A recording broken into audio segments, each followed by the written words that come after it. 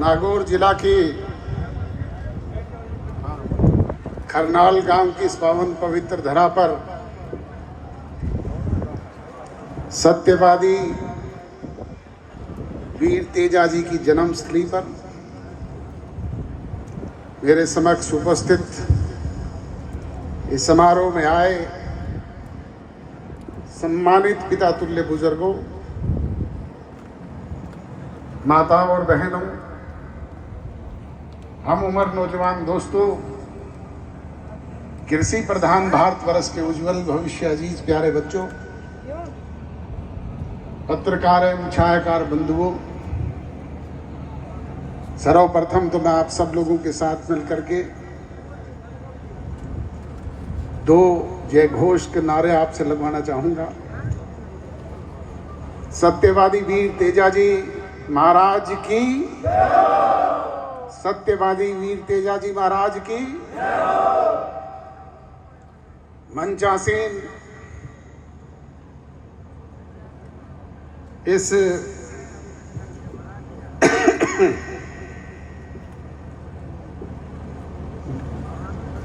जन्म ट्रस्ट के अध्यक्ष और आज के आयोजन के आयोजककर्ता माननीय सुखराम जी खुड़खुड़िया साहब, राजस्थान सरकार के पूर्व में रहे मंत्री और मेरे साथी सम्माननीय चौधरी राजेंद्र जी,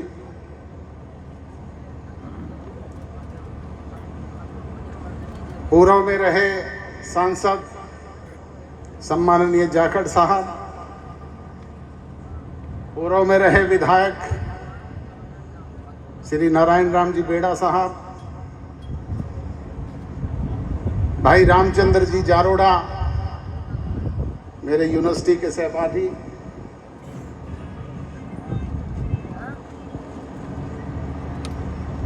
चौधरी राजा राम जी मील साहब जाट महासभा के अध्यक्ष,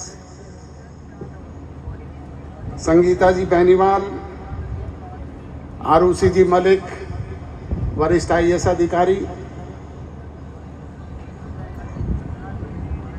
हनुमान राम जी चौधरी, भंवरलाल जी नीमबड़ साहब, हमारे IMSO के राष्ट्रीय अध्यक्ष प्रदीप देसवाल जी, लंबे समय से आपके बीच में काम कर रहे भाई बिट्टू नैन जी, हमारे जींद जिला के अध्यक्ष युवा के,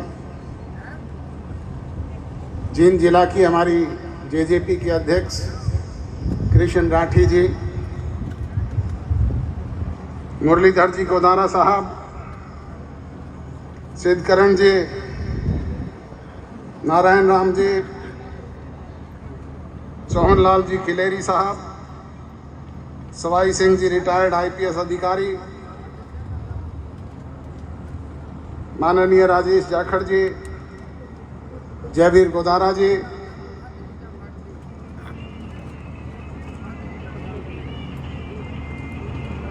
पवनलाल जी, राम निवास जी, महेंद्र परमेश्वर गिरी जी, अर्जुन राम जी, तेजपाल जी मिर्दा साहब, ओम प्रकाश जी, सैन प्रधान नागौर, भूराराम जी प्रधान पूर्व नागौर, राजेंद्र जी फिडोदा, अभिषेक जी चौधरी, सैलाराम जी सारण, अशोक जी वार्डन एवं सम्मानित मंच, बुजुर्गों और नौजवान दोस्तों, बड़े लंबे समय से गर्मी के इस मौसम में आप लोग बैठे हुए हो। मेरे से पूर्व वक्ताओं ने वीर तेजाजी के जीवन से जुड़ी हुई बातों से आपको अवगत कराया और आप तो इस इलाके के रहने वाले हो, आपको अवगत कराने की आवश्यकता ही नहीं। आज हम यहाँ एकत्रित हुए हैं कि वीर तेजाजी के जन्म स्थान को एक भव्य स्वरूप दिया जाए। मुझे 2 महीने पहले यहाँ आने का अवसर मिला था। मैं नहीं आया था वीर तेजा जी ने बुलाया था। और जब मैं यहाँ आया, देखा, तो मुझे महसूस हुआ, मैंने इसी स्थान पर मंच पर खड़े होकर के कहा था कि हमारे ऐसे छोटे छोटे समाज के लोग अपने उन महापुरुषों को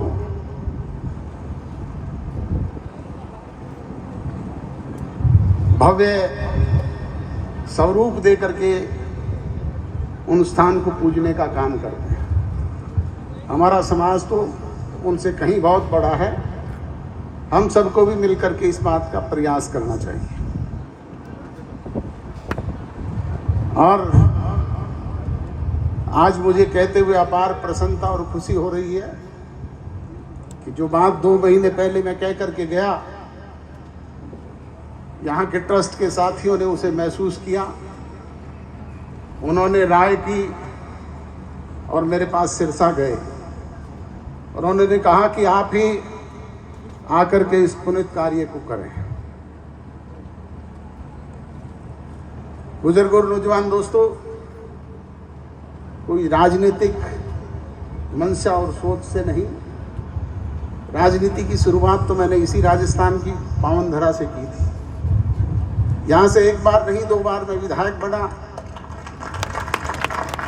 और चाहता तो निरंतर राजस्थान के लोग मुझे सेवा का अवसर देने का काम करते हैं, परंतु हरियाणा के लोगों को भी आवश्यकता थी। मैंने वहाँ पर जाकर के राजनीति शुरू की और वहाँ के लोगों ने भी मुझे पूरा मान सम्मान देने का काम किया, चाहे वो सांसद के रूप में, चाहे विधायक के रूप में, उन्होंने हमेशा चुनने का काम किया। तो इस सोच से कहीं मैं पुणे राजस्थान के इस पावन धरा पे नहीं, मैं तो वीर तेजा जी के इस जन्मस्थली को भव्य स्वरूप मिले, ये ऐसा पर्यटन स्थल बने कि पूरे विश्व के लोग यहाँ पर आए और यहाँ आकर के देखें कि जाट समाज के उस महान योद्धा ने, जिसने अपने समाज के लिए नहीं दूसरों के लिए अपना जीवन न्यौछावर करने का काम किया था, आज सर्व समाज के लोग उन्हें उनके स्थान पर जाकर के नतमस्तक नमन करें। इस सोच के साथ यहाँ पे एक भव्य स्वरूप देने का एक प्रोग्राम सब साथियों के साथ मिलकर के बनाया है और इस काम को कोई अकेला अजय सिंह चौटाला नहीं कर सकता। मैं तो इसमें योगदान दे सकता हूँ।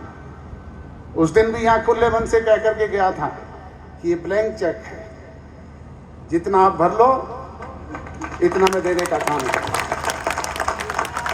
पर पीछे से जब मैंने कुछ सुना कि कुछ लोगों ने, सुखदेव जी ने मुझे बताया कि कंडीशन लगाई कि पहले 15 करोड़ डिपॉजिट कराओ, 50 करोड़ डिपॉजिट कराओ।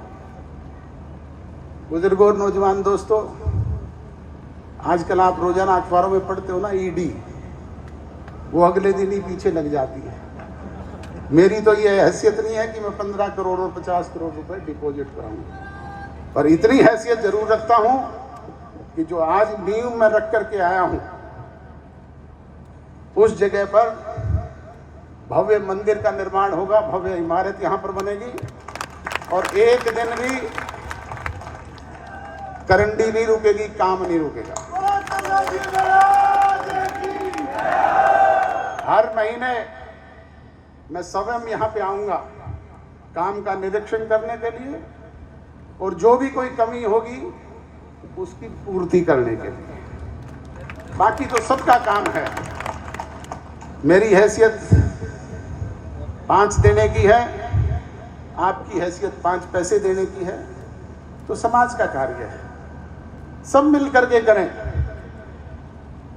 याद होगा जब श्रीलंका और हिंदुस्तान के बीच में राम सेतु बन रहा था, जब सारे लोग उस काम में लगे हुए थे, एक गिलहरी भी वहां पे थी जो कभी भाग के समुद्र के पानी में जा रही थी, कभी रेत में लिपट करके फिर समुद्र में जा रही थी।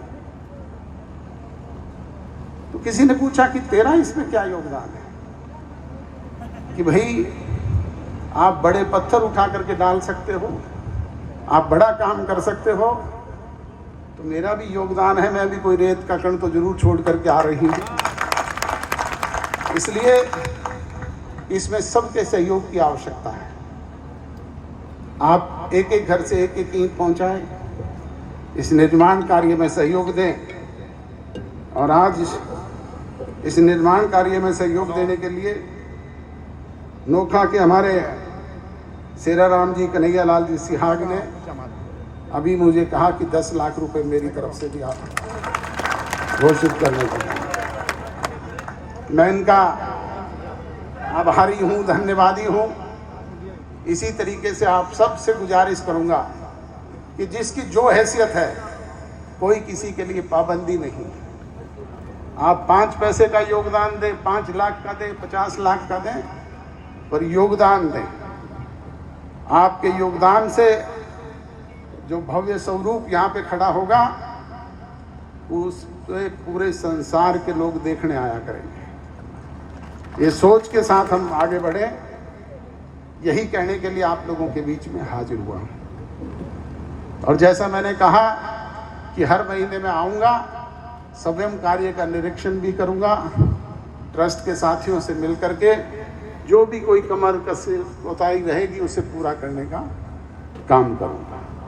यही कहते हुए आप सब लोगों का जो इतनी बड़ी संख्या में यहाँ आए हैं, मैं आभार व्यक्त करता हूँ, धन्यवाद व्यक्त करता हूँ। यहाँ पर पहुँचने पर आपका स्वागत करता हूँ, अभिनंदन करता हूँ, अभिवादन करता हूँ। और मेरे अजीज़ रंजीत धोलिया जी, पूर्व छात्र नेता, का भी स्वागत करता हूँ। उन्हें मंच आसीन तमाम नेताओं का, वरिष्ठ साथियों का बहुत बहुत आभार। पत्रकार एवं छायाकार बंधुओं का बहुत बहुत मेहरबानी, धन्यवाद। जय हिंद। बोलिए श्री तेजाजी महाराज की। चौटाला साहब ने हमारे